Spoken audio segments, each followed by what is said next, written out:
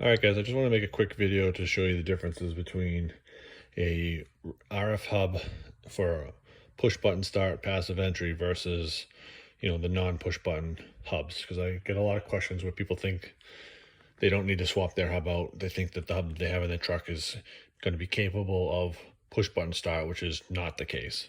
If your truck did not come with push button start or passive entry, the enter and go option, then you do not have the correct RF hub, and I'm going to show you why. So the hub here on the left, this was out of my 19 Classic, so this is a non-push button start RF hub. So if you look at it, this side there's nothing there.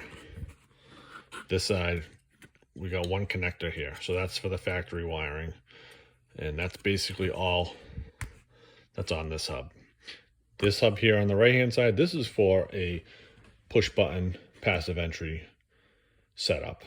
The difference being over here, you'll see there's a connector, whereas this one, there is no connector.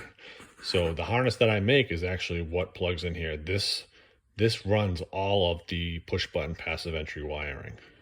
Okay, and then on the other side, same setup. That is on this one. But the main difference being this connector here, you're not going to have it on the hub that's in your vehicle now.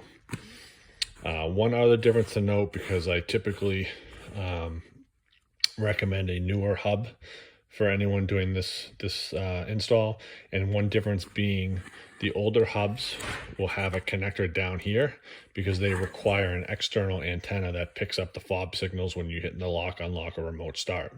The newer hubs, that is built in, so there is no connector down here. So when you're doing an install, I believe maybe 2016, I'm not quite sure, 2013 through 2015 for sure, possibly 2016.